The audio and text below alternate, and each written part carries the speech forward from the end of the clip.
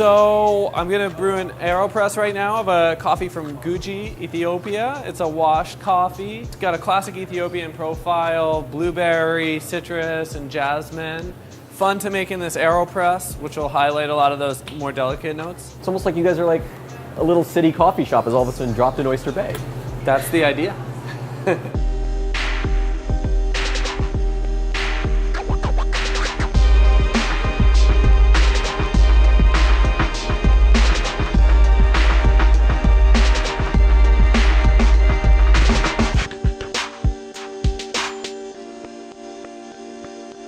It's safe to say that Oyster Bay is in the midst of a restaurant boom. Over the past 2 years, this 17th century hamlet, where Teddy Roosevelt used to summer and Billy Joel calls home, has drawn some of Long Island's best restaurants. We headed to town to find out why, all of a sudden, there's a resurgence. I started off the day meeting Newsday reporter Ted Phillips at the coffee shop where he likes to write his stories. Well, there's been kind of a big change here in terms of the political scene. The town has been through indictments and through a lot of legal cases. The guy who everyone had to go to get a commercial building permit, he was forced out of his job after pleading guilty to tax evasion. Things started moving. Things that had been in this backlog for a long time that you couldn't get the town to approve. Suddenly they started moving along. It's changed the atmosphere here, and I think the idea is to make this area look a lot like Huntington or another downtown that's got kind of a rustic, historic feel to it.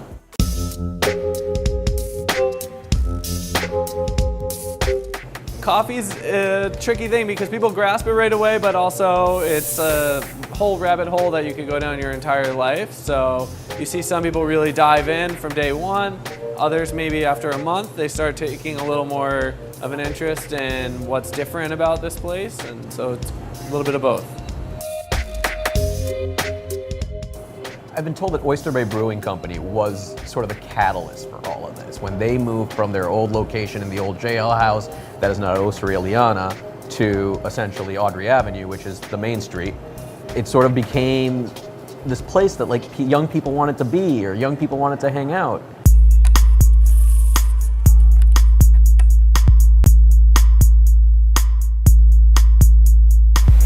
Originally, we were brewing at home, and when we were looking for a place to start brewing beer, we noticed there was a void on the North Shore of Long Island.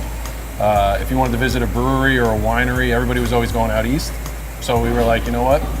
Oyster Bay is the place to go. We love the history down here. A little bit of a sleepy town when we started, which was great. It just took off from there. Weekends are busy during the week. We used to be open in the old place, 5-6 days a week. By the time we got here, it was 7 days a week. Tasting room was always open.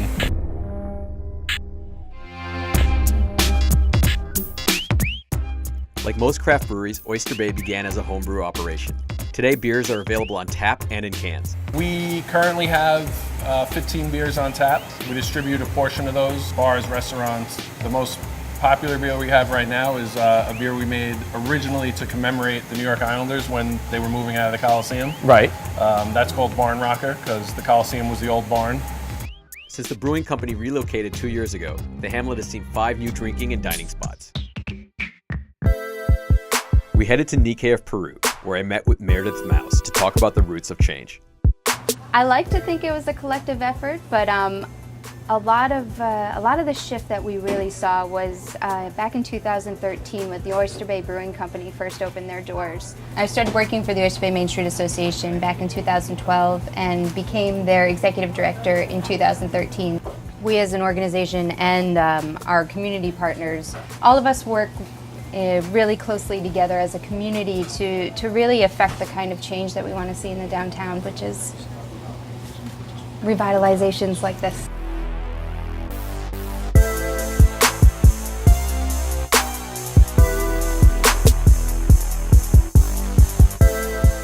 Nikkei is the name for Peruvian citizens who migrated from Japan. The food here is a mashup of the two cultures. Like, you see sushi places and like they try, the ones that try so hard don't always succeed, but these guys seem to have figured out just that right balance.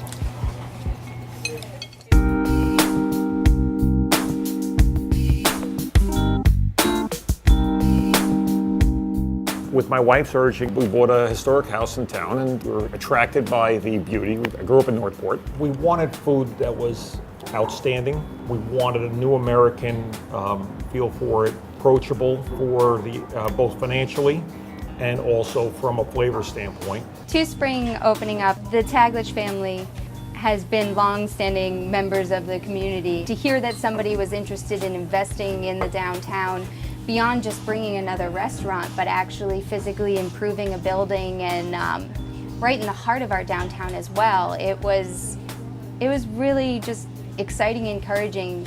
Two Spring was one of the most anticipated openings on Long Island. The main reason? Jesse Schenker, an Iron Chef winner who the Tagliches convinced to leave the restaurant life in the city.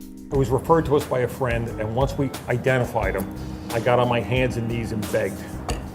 You know, it was less about whether he was a Manhattan chef, because we talked to some very great chefs from other areas, including the Hamptons. Jesse spoke with me about what made him pack up and move east. I don't know, I feel like I made it in Manhattan, I did my thing, and it was time to, it really wasn't that, you know, I'm a humble guy. I just like to cook and be with my family, and for me it was the right move. I filled my tank once in the last 6 weeks. It's like I just ping around. My kids go to school, it's all like right here. It's convenient, and you know, I love this business, you know, and to have everything, my life compact into one little area, more peaceful. Oyster Bay is a little bit hard to define. I guess the way that I describe it is a traditional downtown, that you can live, work, eat, play here. Osteria Leon sits in the old jailhouse and is the old home to Oyster Bay Brewing Company.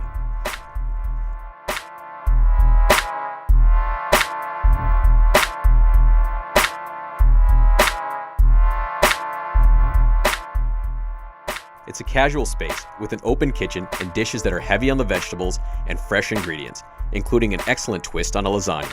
What are we making?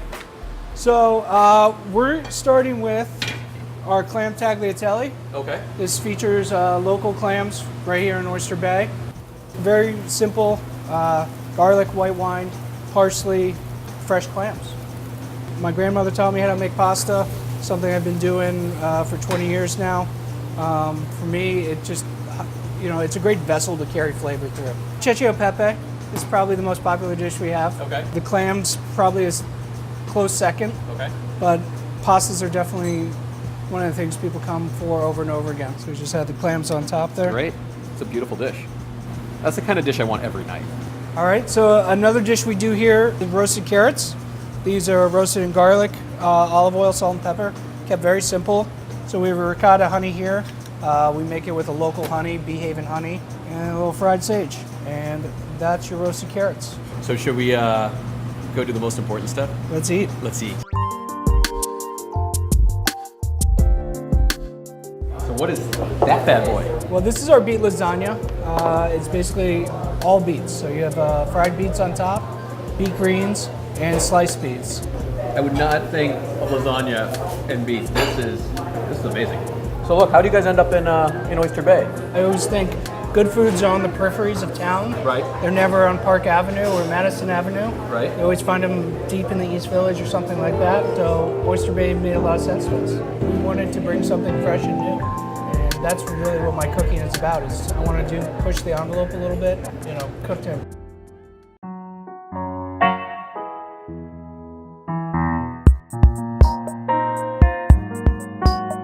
Finally, we head to Autentico, a more refined Italian restaurant with an all-star chef from Sicily in the kitchen.